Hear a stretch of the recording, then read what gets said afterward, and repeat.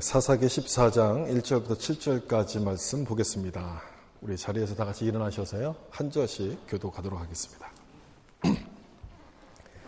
삼손이 딥나에 내려가서 거기서 블레셋 사람의 딸들 중에서 한 여자를 보고 올라와서 자기 부모에게 말하여 이르되 내가 딥나에서 블레셋 사람의 딸들 중에서 한 여자를 보았사오니 이제 그를 맞이하여 내 아내로 삼게 하소서. 그의 부모가 그에게 이르되 내 형제들의 딸들 중에나 내 백성 중에 어찌 여자가 없어서 내가 할례받지 아니한 블레셋 사람에게 가서 아내를 맞으려 하느냐 하니 삼손이 그 아버지에게 이르되 내가 그 여자를 좋아하오니 나를 위하여 그 여자를 데려오소서 하니라. 블레셋 사람이 이스라엘을 다스린 까닭에 삼손이 틈을 타서 블레셋 사람을 치려 함이었으나 그의 부모는 이 일이 여호와께로부터 나온 것인 줄 알지 못하였다. 삼손이 그의 부모와 함께 딥나에 내려가 딥나의 포도원에 이른즉 젊은 사자가 그를 보고 소리 지르는지라. 여호와의 영이 삼손에게 강하게 임하니 그가 손을 찢는 것 같이 찢었으나 그는 자기가 행한 일을 부모에게 알리지 아니하였다. 7절 같이 읽겠습니다. 그가 내려가서 그 여자와 말하니 그 여자가 삼손의 눈에 들었더라. 아멘. 우리 말씀에 은혜 받아서 인사하면서 앉겠습니다. 말씀에 은혜 받으세요. 아멘. 삼손의 실수라는 제목으로 말씀을 나누겠습니다. 오늘도 햇빛이 나서 좀 불편하실 텐데 햇빛을 피해서 이렇게 앉으시면 되겠습니다. 삼손의 실수라는 제목으로 말씀을 나누겠습니다. 이 삼손의 본격적인 삶이 사사기 14장부터 시작을 하게 되는데 여기서 보여주는 삼손의 첫 모습은요, 참 흥미롭습니다.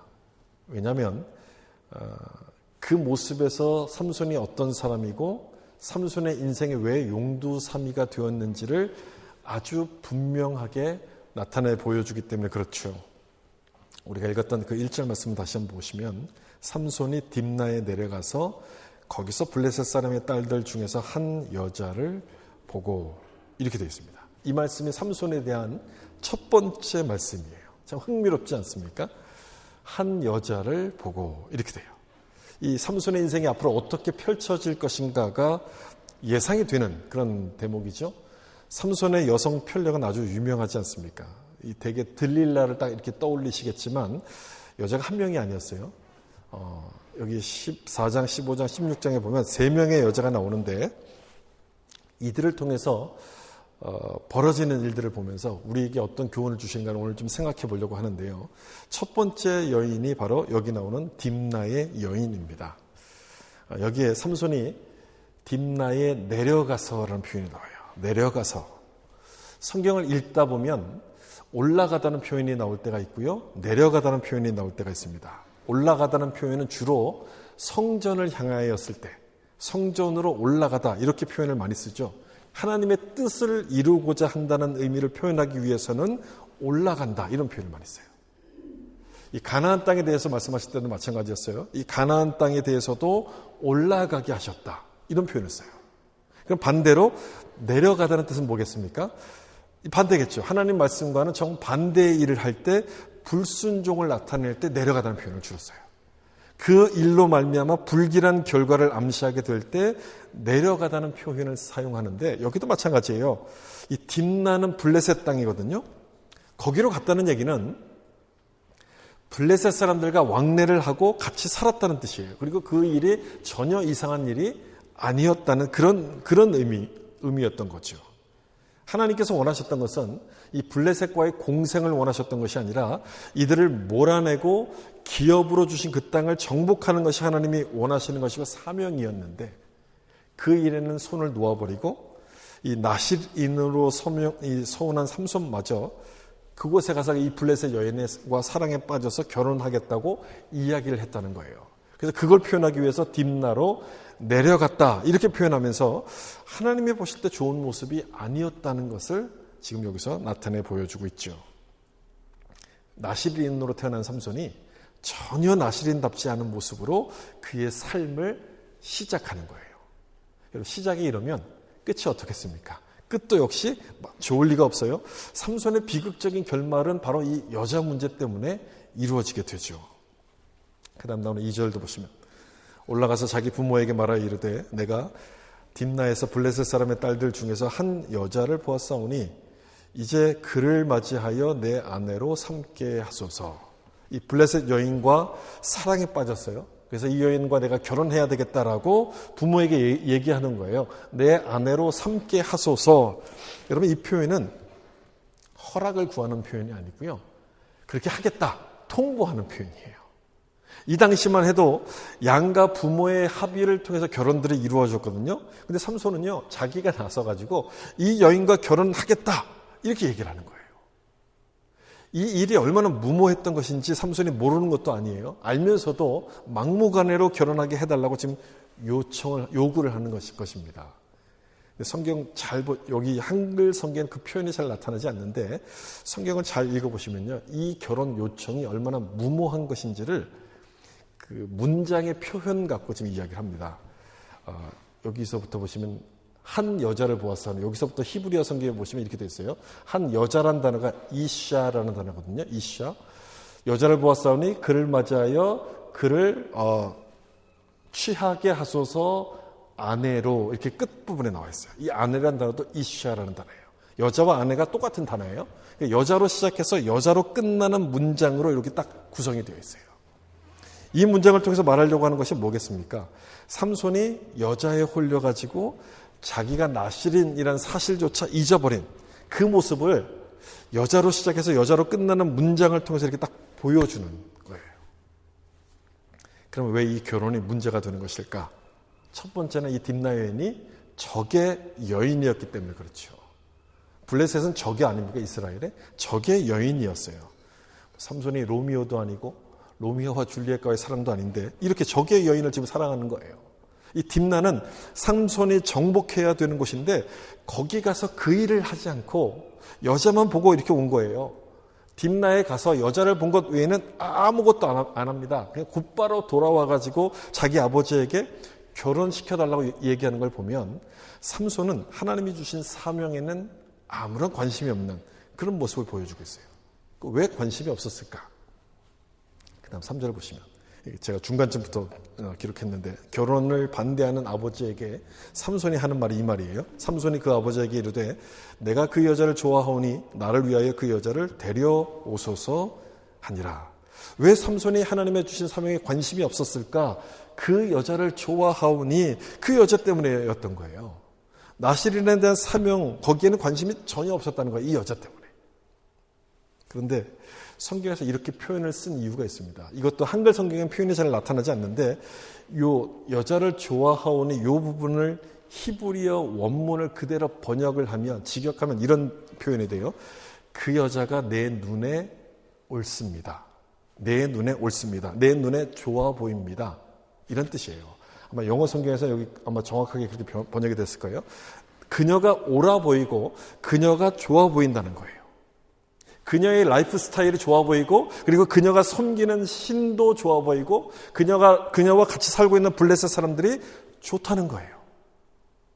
물론 사랑에 빠지면 상대방의 모든 것들이 다 좋아 보이는 것은 다 이해가 되죠. 그런데 그 상대가 블레셋 원수라면 그리고 하나님이 싫어하시는 이방인의 삶이라면 거길 따라가면 안 되는 거죠. 그런데 삼손은 그 여자가 섬기는 신도 좋고 그가 모든 것들이 다 옳고 좋다고 이야기하는 거예요. 여러분, 암흑기라고 부르는 이 사사시대, 이 사사시대를 암흑기라고 부르는데 이 사사시대를 요약해주는 한 가지 말씀이 바로 이것 아닙니까? 이스라엘의 왕이 없으므로 자기 소견에 옳은 대로 행하였더라. 자기 소견에 옳은 대로. 바로 그 얘기가 그 여자가 내 눈에 좋습니다. 똑같은 얘기예요. 자기 소견에, 내 눈에 옳은 대로 하는 거예요. 나실인으로 구별되어 있는 이 삼손마저도 타락한 세상 속에 섞여서 자기 눈에 옳은 대로 살고 있었다는 거죠. 그래서 이 결혼이 문제가 되는 거죠.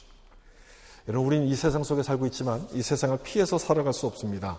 그래서 로마서 12장에서는요. 너희는 이 세대를 본받지 말고 그다음 하나님의 뜻이 무엇인지를 분별하라. 이렇게 되어 있어요. 세상 속에 섞여 살지만 하나님의 뜻을 분별하라. 그게 바로 거룩 아니겠습니까?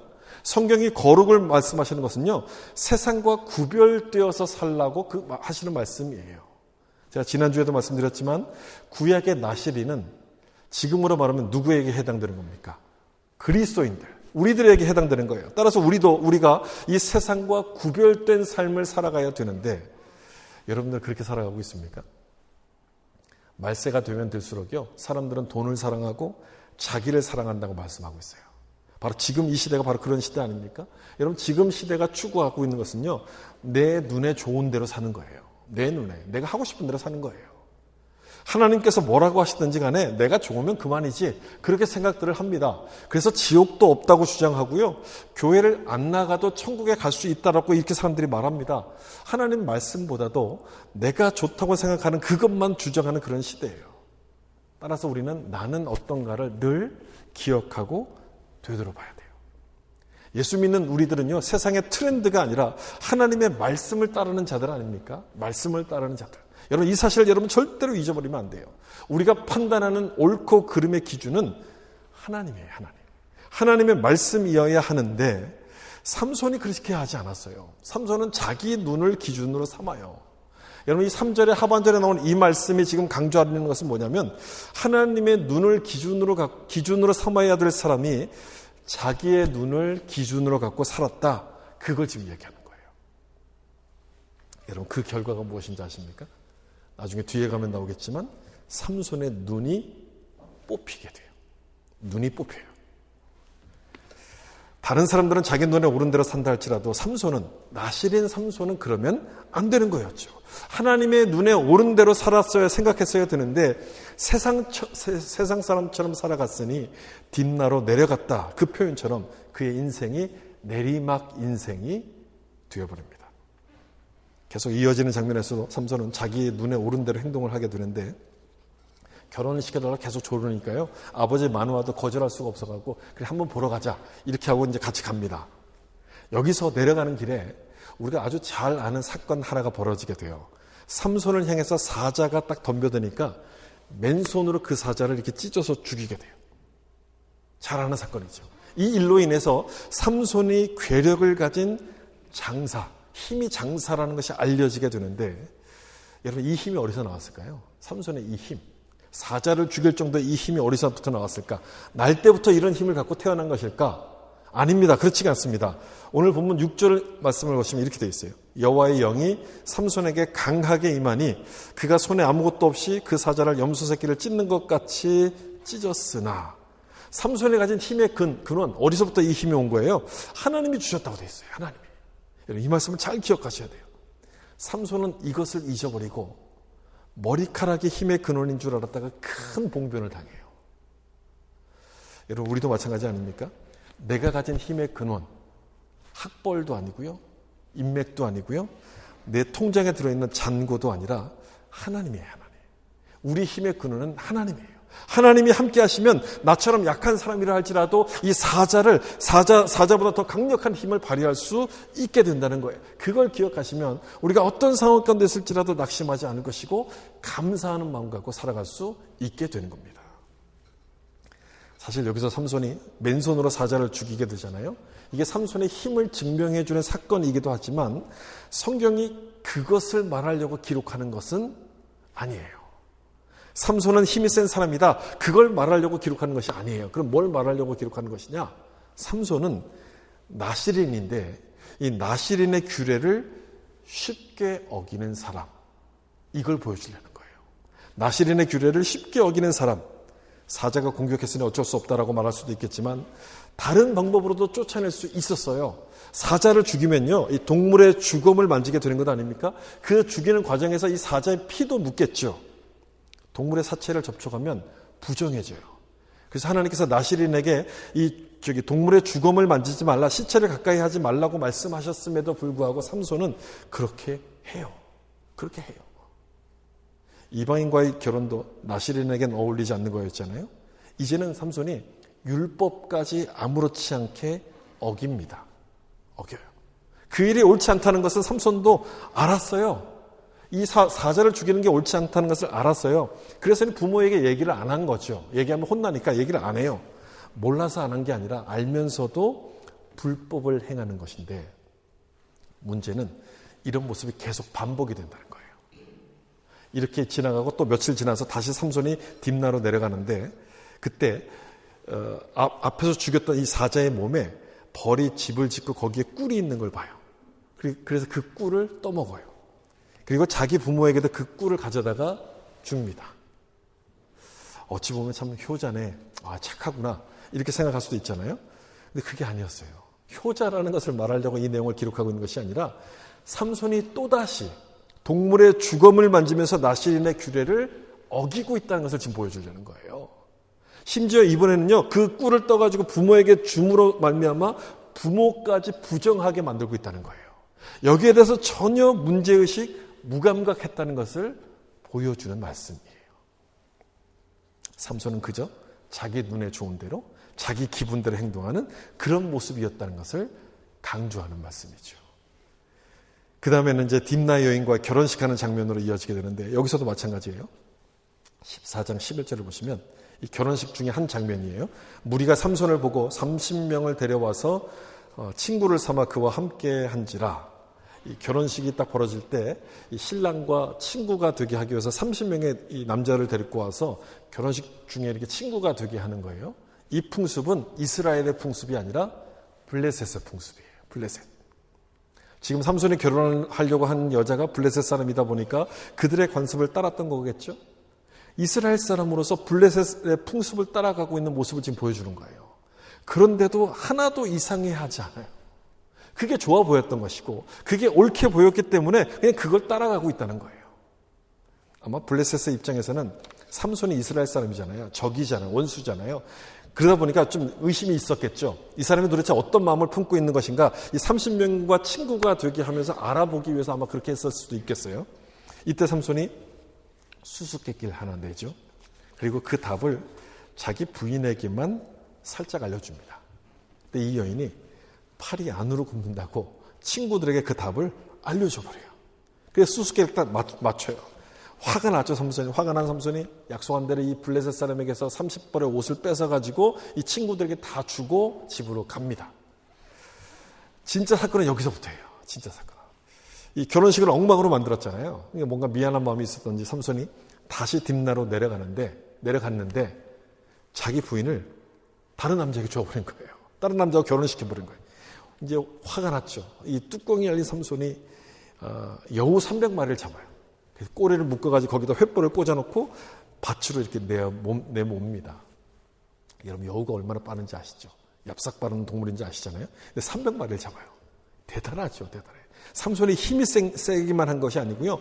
머리도 좋았던 것 같아요. 머리. 아무튼 이 꼬리에 불이 붙으니까 여우가 막 뛰어다니는 거 아닙니까? 그러니까 밭을 막 뛰어다니면서 밭이 다 타버린 거예요. 1년 동안 농사를 지었고 이제 추수하기 직전이었는데 이 밭이 다 타버리니까 블레셋 사람들 화가 나죠. 그래서 그 삼손과 결혼하려고 했던 딥나 여인을 죽이고 삼손에게도 복수하기 위해서 유다 지파를 공격합니다. 유다 지파로서는 억울한 거죠. 삼손은 단 지파 사람이에요. 단 지파 사람인데 불똥이 자기들에게 튀니까 막 얼마나 놀랐겠습니까? 괜한 싸움에 휘말려드는 거잖아요. 그래서 이 유다 지파가 블레셋과 딜을 해요. 내가 삼손을 잡아올 테니까 우리를 공격하지 말라. 그래서 제가 지난주에 말씀드린 것처럼 유다 사람 3,000명이 삼손을 잡으러 가는 거예요. 이후에 어떻든 간에 같은 동족을 잡아서 넘기려고 합니다. 그만큼 이스라엘 안에서는 12지파가 이렇게 똘똘 뭉쳐야 되는데 이 공동체의 연대가 사라져가고 있다는 걸 지금 보여주는 거예요. 내가 손해를 보지 않기 위해서는 나의 형제를 팔아 넘길 수 있는, 형제를 적에게 넘기는 그 모습을 보여주고 있는 거예요. 이 모습이 마지막 사사기 결론에 가면 같은 민족끼리 서로 죽이는 비극으로 이어지게 되죠. 여러분 지금도 전 세계적으로 문제가 되고 있는 것이 양극화 문제 아닙니까? 이 극과 극으로 갈라져서 서로에게 갈등하고 서로에게 비난하는 이런 모습인데 자기 소견에 옳은 대로 살아가는 사람들의 결말, 그 모습은 바로 이런 결말과 같다는 것을 우리가 좀 기억할 필요가 있죠. 그래서 여기서 삼손이 블레셋과 결전을 치르게 돼요. 이제 유다 지파가 삼손을 이제 블레셋에게 딱 넘겨주려고 딱 했을 때 하나님의 영이 삼손에게 딱 임해요. 그래서 이 결박했던 줄이 딱 끊어집니다. 그러면서 삼손이 나귀의 턱뼈를 가지고 블레셋 사람 1,000명을 죽여요. 드디어 블레셋과 한판 싸움을 치르면서 사사로서의 책임을 감당하는 장면이에요. 사사로서의 첫 번째 책임을 감당하는 장면인데 성경은 이 장면 역시 긍정적으로 기록하고 있지 않아요. 사사로서의 책임을 감당하는 모습이긴 하지만 여전히 삼손은 자기 눈에 오른 대로 살아가고 있는 사람이라는 것을 보여줍니다. 왜 그러느냐? 삼손이 블레셋 사람을 뭘로 주겠다 그랬어요? 나귀 턱뼈로 주겠거든요. 근데 이 나귀 턱뼈를 그냥 턱뼈가 아니고 나귀의 새 턱뼈 이렇게 되어 있어요. 새 턱뼈. 그러니까 죽은 지 얼마 안 되는 그 나귀 사체에서 턱뼈를 뽑아가지고 싸웠다는 거예요. 이 전쟁에서 블레셋 1000명을 죽이고 승리했다고 하지만 삼손은 결국 사체를 만지지 말라는 하나님의 규례를 또 어깁니다. 또. 따라서 이 사건은 삼손의 위대한 승리를 기록하는 것이 아니라 승리를 위해서는 뭘 해도 괜찮다. 성공만을 쫓아 살아가고 있는 삼손의 모습을 보여주고 있는 거예요. 성공만을 위해서 쫓아가는. 이 말씀 보세요. 사사기 15장 16절. 이르되 나귀의 턱뼈로 한 더미 두 더미를 쌓았으며 나귀의 턱뼈로 내가 1000명을 죽였도다 하니라. 다 블레셋과 싸워서 이긴 다음에 지금 삼손이 하는 말이에요. 나귀의 턱뼈로 내가 1000명을 죽였다. 누가 1000명을 죽였다고 해요? 내가 죽였다고 해요. 내가. 분명 하나님의 영이 딱 임해갖고 힘이 자기에게 주어졌는데 하나님을 말하는 것이 아니라 자기 힘으로 이겼다라고 지금 자랑하고 있어요.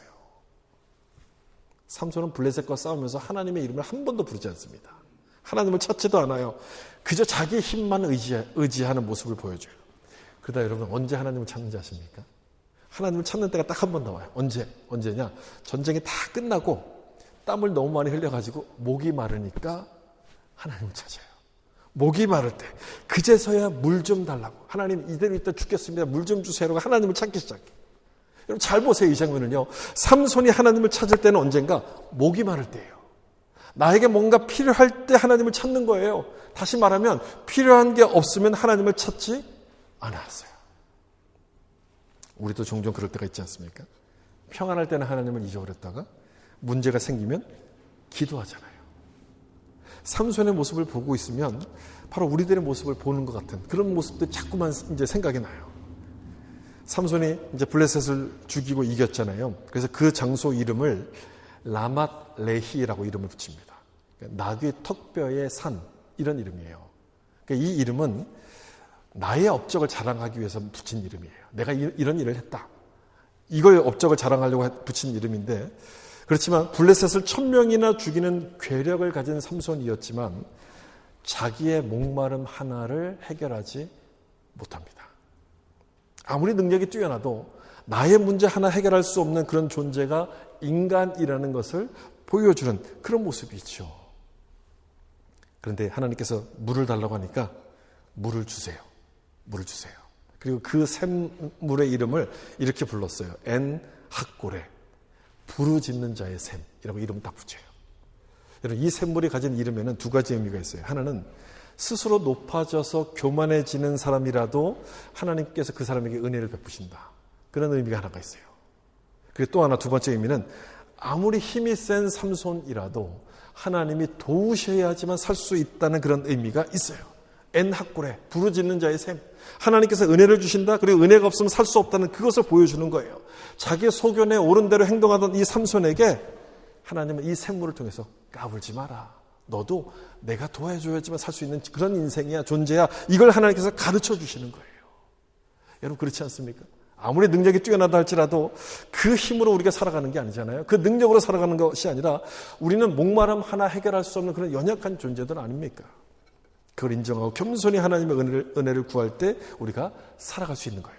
삼손이 자기 힘이 아닌 하나님의 은혜로 살게 된 것처럼 우리도 겸손하게 내가 왕이 되려고 하지 말고 하나님을 나의 왕으로 삼고 살아갈 수 있기를 예수님의 이름으로 축원합니다. 그다음에 두 번째 여자는 사사기 16장 1절과 2절에 잠깐 나옵니다. 거기 보면 가사로 가서 기생을 만났다라고 얘기하는데 가사는 블레셋의 5도시 중에 하나거든요. 굉장히 핵심되는 도시예요. 거기를 정복하러 갔다고 하면 얼마나 좋았겠습니까? 근데 정복하러 간 게 아니라 뭘 만나러 갔어요? 누굴 만나러? 여자를 만나러 갔어요. 일관되죠. 아주 일관돼요. 삼손이 하는 행동이 일관되는데 16장 1절을 보시면 세 가지 동사를 가지고 삼손의 행동을 묘사하는데 삼손이 가사로 갔다. 그리고 기생을 보았다. 그에게로 들어갔다. 가서 보고 들어갔다. 이 세 가지 동사로 삼손의 모습을 딱 요약합니다. 삼손은 태어나서 두 가지만 했어요. 하나는 여자를 따라다닌 것. 또 하나는 복수한 것. 이 두 가지만. 아주 일관되게 살았어요. 일관되게. 하나님이 주신 사명을 잊어버리고 났더니 이런 모습으로 사는 거예요. 여러분 우리도 마찬가지 아닙니까? 하나님께서 우리에게 주신 사명을 잃어버리면요. 그냥 세상 사람들이 하듯이 거기를 쫓아가요. 그렇게 하다가 우리 인생에 망가지는 것도 모르고 그 길을 쫓아가게 되는 거예요. 두 번째 여인은 이렇게 잠깐 나오고 끝이 나고 그 다음 세 번째 여자가 나와요. 이 사람이 우리가 잘 아는 그 유명한 들릴라가 나와요. 16장 4절을 보시면 이후에 삼손이 소래 골짜기에 들릴라 이름하는 여인을 사랑하며 세 번째 여자이다 보니까 어떻게 만났고 어떻게 좋아했다 이런 내용들을 전부 다 생략하죠. 첫 번째 여인과 똑같았다는 뜻인 거예요. 그러니까 삼손이 자기 눈에 좋은 대로 살다가 보니까 이 세 번째 여인을 만나게 됐다. 그래서 그 앞에 내용들 다 생략하고 만났다는 내용을부터 이제 기록하는 거예요. 근데 이 들릴라가 중요한 이유는 여기서 삼손의 인생이 무너지기 때문에 그래요. 들릴라를 때문에 이제 무너지게 돼요. 내 마음대로 사는데 아무 일도 없었으니 괜찮은 줄 알았을 거예요. 아, 내 인생은 이대로 쭉 가는 거구나라고 기대했겠죠? 아니었습니다. 시작이 있으면 뭐가 있습니까? 끝이 있는 것처럼 삼손의 이 방탕한 인생에도 끝이 오기 시작해요. 블레셋이 삼손을 잡기 위해서 이 들릴라를 이용해요. 삼손의 힘이 어디서부터 나오는지 좀 알아봐라. 이렇게 이야기하면서 그 비밀을 알아내면 내가 은 1100세겔씩 주겠다. 이렇게 얘기를 합니다. 아마 몇 명이 와서 이 얘기를 했는지 모르겠는데 이 블레셋이 5도시니까 5도시의 대표들이 와서 아마 이 얘기를 했다고 하면 5000세겔이 넘는 아주 큰 돈이었을 거예요. 그래서 이 들릴라가 삼손의 힘의 비밀을 알아내기 위해서 물어봐요. 3번을 속이죠. 3번. 첫 번째, 마르지 않는 칡농쿨 7개를 묶어갖고 하면 힘이 없어진다. 그렇게 얘기했다가 아니면 이제 새로운 밧줄로 나를 묶으면 없어진다. 그렇게 얘기했다가 세 번째는 내 머리카락을 실에다 섞어가지고 나를 묶으면 힘이 없어진다. 이렇게 얘기를 해요. 다 안 되는 거예요. 3번을 속고 나니까 이 들릴라가 마지막으로 비장의 무기였어요. 여자들의 비장의 무기가 뭐겠습니까? 눈물 아니겠습니까? 당신 나를 사랑하는 거 맞아? 이 얘기인 거예요. 나를 사랑한다면서 나를 속입니까? 그게 대단한 일이라고 나에게 말하지 않습니까? 라고 하면서 울었을 거예요. 울었다는 표현은 없지만 울었을 거예요. 이 첫 번째 딥나 여인이 수수께끼의 답을 알려주지 않는다고 막 울었거든요. 그때 알려줘요. 근데 이 들릴라에게도 알려주는 걸 보면 아마 틀림없이 울었을 거예요.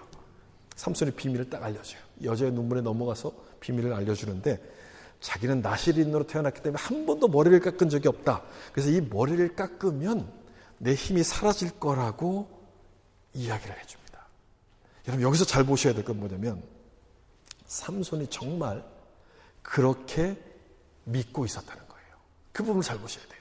정말 그렇게 믿고 있었다는 거예요. 머리카락에 자기 힘의 근원이 있다고 믿었었다는 거예요. 그랬으니 나실인 규례 중에서 다른 건 다 어겨요. 다 어겨요. 근데 머리만 안 깎았어요. 술도 먹지 말고 부정한 거 만지지 말라고 말씀하셨잖아요. 근데 그걸 다 해요. 다 하는데 머리는 깎지 않아요. 그렇게 믿었다는 거예요. 삼손의 믿음이 얼마나 형식적인가 하는 부분이 여기 나타나죠. 머리를 깎지 말라고 하신 것은 그 구별됐다는 표시예요. 거룩하다는 표시로서 그걸 깎지 말라고 하셨는데 머리를 안 깎으면 나는 거룩하구나 이렇게 믿었다는 거예요. 핵심을 놓쳐버리고 형식만 붙들고 있었던 그런 모습이었다는 거예요. 나는 교회를 다니니까 천국 갈 거야? 그렇게 믿는 것과 똑같은 거죠. 여러분 교회를 다니면 천국에 가는 게 아니라 믿음으로 예수를 믿음으로 우리가 구원을 받는 건데 교회를 다니면 된다고 생각하는 형식적인 모습 아닙니까? 형식만 붙드는 모습 아닙니까? 삼손이 바로 그런 모습이었다는 거예요. 이 삼손의 형식적인 신앙이 여기도 나타나요. 16장 20절. 들릴라가 이르되 삼손이여 블레셋 사람이 당신에게 들이닥쳤나이다 하니 삼손이 잠을 깨어 이르기를 내가 전과 같이 나가서 몸을 떨치리라 하였으나 여호와께서 이미 자기를 떠나신 줄을 깨닫지 못하였더라. 머리를 다 깎은 것 같아요. 깎고 난 다음에 이제 얘기한 거죠. 블레셋이 왔다. 그랬더니 삼손이 딱 깨고 이렇게 얘기해요. 하나님이 떠났다는 것을 삼손이 깨닫지를 못합니다. 이 말을 거꾸로 생각해 보면 하나님이 그동안 함께 하셨다는 것도 삼손이 몰랐다는 뜻이 돼요. 그냥 머리를 안 깎아서 내가 힘이 있는 줄 알았지, 머리가 기니까 힘이 있는 줄 알았지, 하나님이 함께 하시기 때문이라는 이 사실을 삼손은 몰랐던 거예요. 그래서 머리만 길면, 머리를 깎지 않으면 끄떡 없다라고 생각했던 거예요. 정말 그랬죠. 술을 마셔도 이방 여인과 만났어도 따라다녀도 아무 일이 없었어요. 그러다가 딱 때가 되니까 하나님께서 삼손을 떠나세요. 머리를 깎아서 떠나신 것이 아니라 마지막 남았던 그 하나님과의 관계마저 삼손이 끊어버리기 때문에 하나님이 떠나셨던 거예요. 여러분, 삼손이 왜 이렇게 됐습니까? 자기가 좋아하는 여자를 따라다니다가 하나님이 주신 사명을 소홀히 여기다가 자기 눈에 좋은 대로 살다가 이런 모습이 되어버린 것 아닙니까? C.S. 루이스라는 사람이 이런 말을 했어요. 지옥으로 가는 길은 벼랑길이야. 벼랑 끝이 아니라 밋밋한 내리막길이다. 사람들은 그 길을 기분 좋게 내려간다. 지옥으로 가는 건지도 모르고 그냥 간다는 얘기예요. 삼손도 그랬을 겁니다. 아, 이렇게 살아도 아무 일 없네?